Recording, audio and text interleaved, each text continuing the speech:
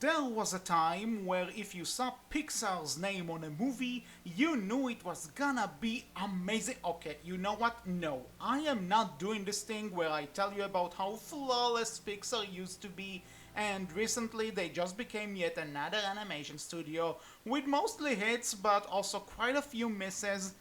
Because honestly, Pixar's reputation, past and present, I feel have nothing to do with today's video.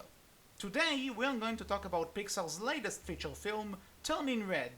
At the time in which I'm recording this, the movie came out yesterday on Disney Plus and released theatrically in some countries which the mouse apparently refuses to believe exist.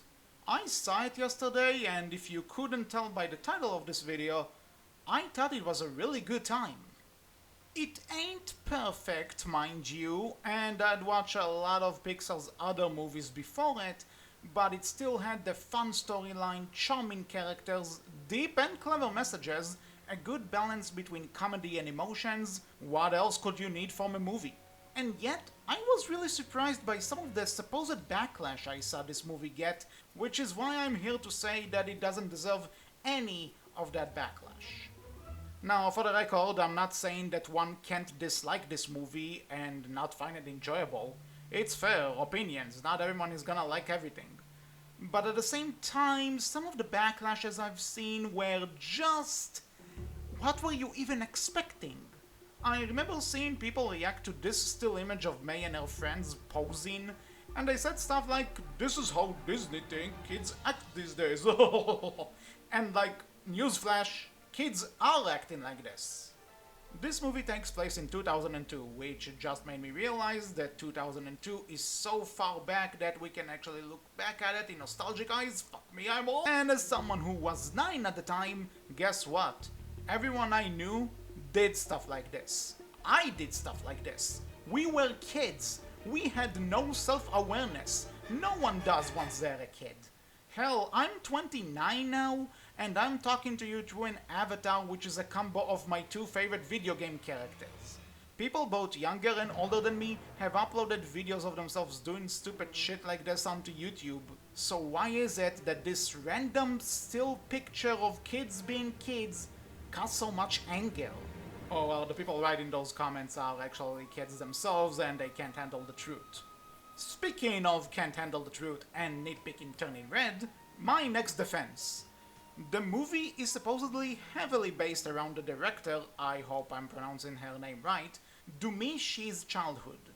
She comes from a Chinese family living in Canada, and the film is in part a documentation of her life back in the early 2000s. Minus the turning into a big red panda thing, I think that was made up. I bring mention to this because, apparently, this makes the movie unrelatable.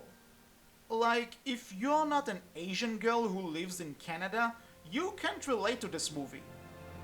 Yeah, can we at least agree that this is stupid? Can't relate to this, and you can relate to the toys who want to be played with. Or do you relate to the mouse who wants to cook? Being a sea monster who can transform into a human. A teenage girl going through problems with her mother and figuring herself out is not relatable to you compared to the above mentioned examples. You know, people, racism is kinda easy. You don't have to be creative with it. Don't BS me about relatability if you can accept and enjoy the above mentioned out there concepts, but not the everyday life of a teenage girl. And on that note, I should bring up that I have an Asian friend who grew up in Canada at the time this film is set in, and she was in heaven, seeing the streets that she knew and places she's been to being recreated so accurately in the movie.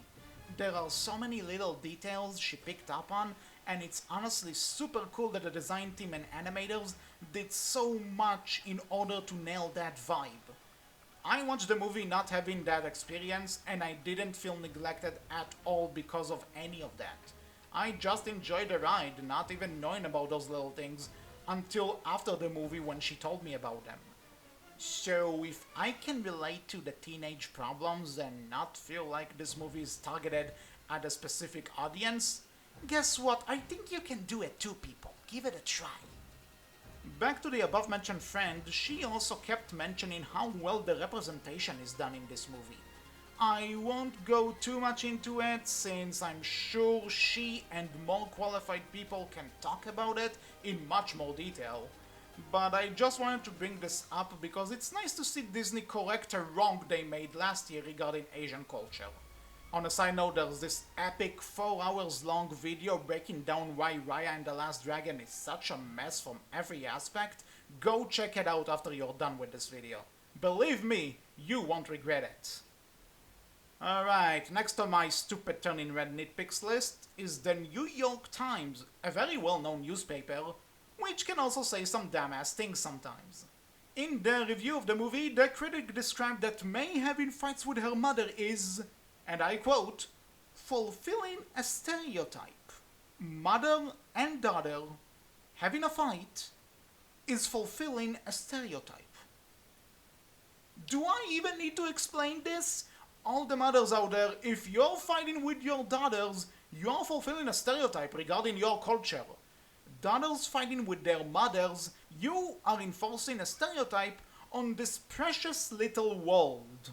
I mean, let's forget the fact that the message of the movie is to not be held back by your family and find your own path. What kind of stupid sense does that make? Parents and kids will always have some clashes regardless of their upbringing or religion.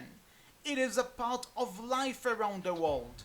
I had fights with my mother sometimes, so does this mean I enforce a stereotype about Jewish mothers? P.S. I love you, mom. These things happen, especially during the teenage years. Stereotypes and preconceived notions have no part in this. What is wrong with you? But apparently, a girl discovering herself and what she wants for her life, while her mother pushes her to follow a tradition which was enforced on her, and also forcing her to uphold a specific public image of the family, that is forcing a stereotype. Even though we've seen other shows, movies, what have you, with similar plots, and apparently it wasn't a problem there.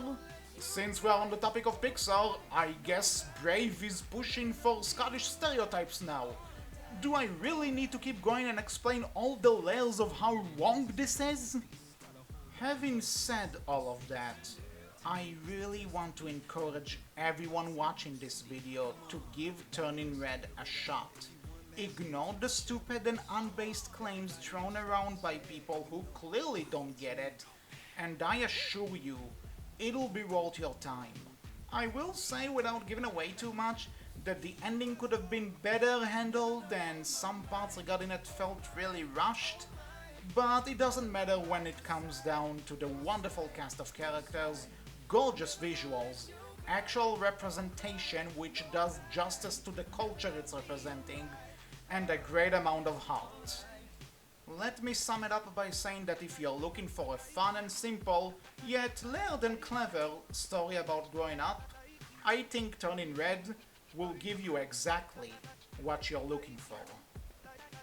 By the way, there's a character named Priya in this movie, and she's like one-to-one like one of my best friends who's also named Priya. She even confirmed it to me that that's an animated her back in middle school. The only difference is that the movie Priya reads Twilight, but who gives a damn about that? It's just so cool to have an accurate version of a friend in a Pixar movie, down to the name. In case my friend Priya is watching this, which she probably is, I promise that I'll always prefer real you instead of the animated you. But having an animated you is pretty cool nonetheless. Don't cry, I'll never not be alright, alright, alright.